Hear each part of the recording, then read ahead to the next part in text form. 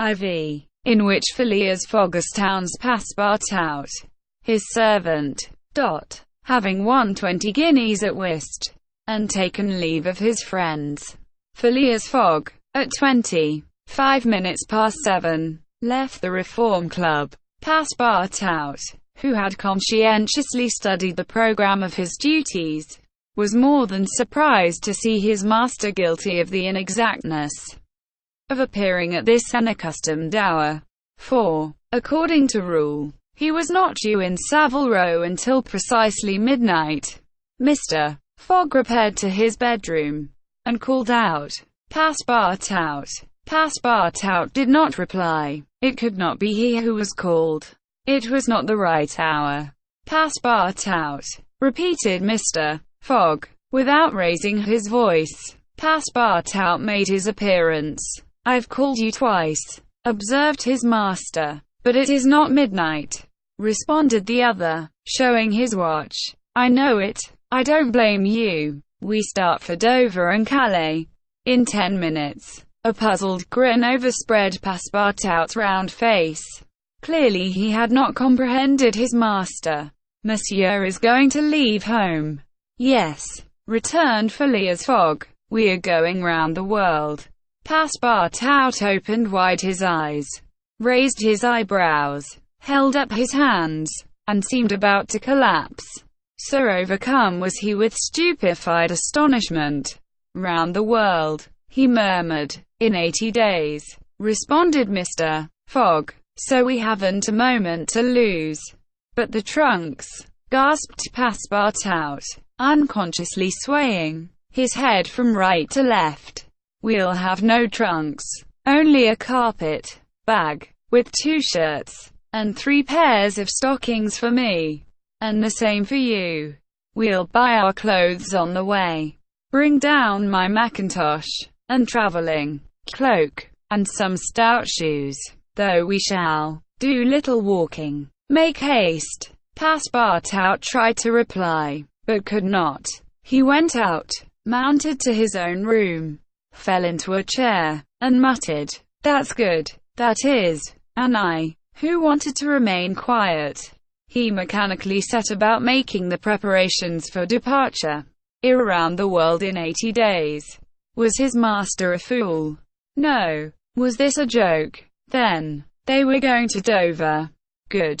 To Calais. Good again. After all, Passepartout, who had been away from France 5 years, would not be sorry to set foot on his native soil again. Perhaps they would go as far as Paris, and it would do his eyes good to see Paris once more. But surely a gentleman such airy of his steps would stop there. No doubt. But, then, it was none the less true that he was going away. This so domestic person hitherto. By 8 o'clock Passepartout had packed the modest carpet bag, containing the wardrobes of his master and himself. Then, still troubled in mind, he carefully shut the door of his room, and descended to Mr. Fogg. Mr. Fogg was quite ready. Under his arm might have been observed a red-bound copy of Bradshaw's Continental Railway Steam Transit and General Guide, with its timetables showing the arrival and departure of steamers and railways. He took the carpet bag, opened it, and slipped into it a goodly roll of Bank of England notes, which would pass wherever he might go.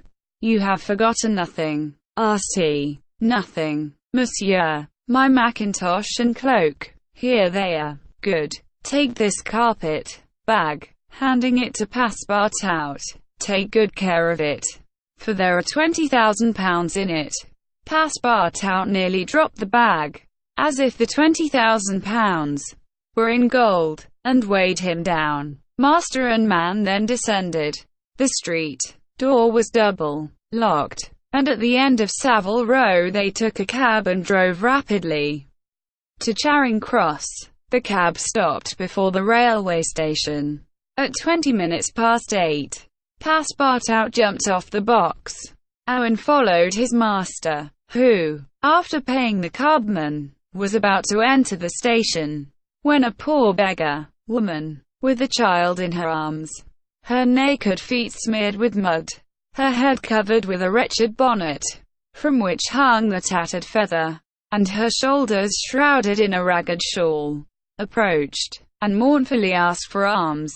Mr. Fogg took out the 20 guineas he had just won at whist, and handed them to the beggar, saying, "Here, my good woman, I'm glad that I met you," and passed on. Passepartout had a moist sensation about the eyes.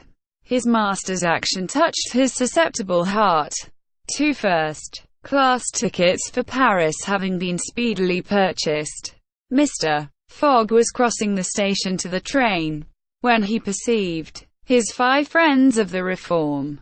"Well, gentlemen," said he, "I'm off, you see, and, if you will examine my passport when I get back, you will be able to judge whether I have accomplished the journey agreed upon." "Oh, that would be quite unnecessary, Mr. Fogg," said Ralph politely. "We will trust your word, as a gentleman of honor. You do not forget when you are due in London again?" asked Stewart. "In 80 days, on Saturday, the 21st of December, 1872, at 9:15 p.m. "Good bye, gentlemen." Phileas Fogg and his servant seated themselves in a first-class carriage, at 20 minutes before 9. 5 minutes later the whistle screamed, and the train slowly glided out of the station. The night was dark, and a fine, steady rain was falling. Phileas Fogg, snugly ensconced in his corner, did not open his lips.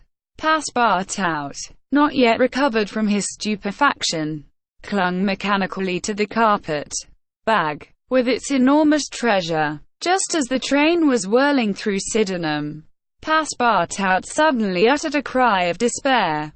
"What's the matter?" asked Mr. Fogg. "Alas, in my hurry, I forgot." "What?" "To turn off the gas in my room." "Very well, young man," returned Mr. Fogg, coolly. "It will burn, at your expense."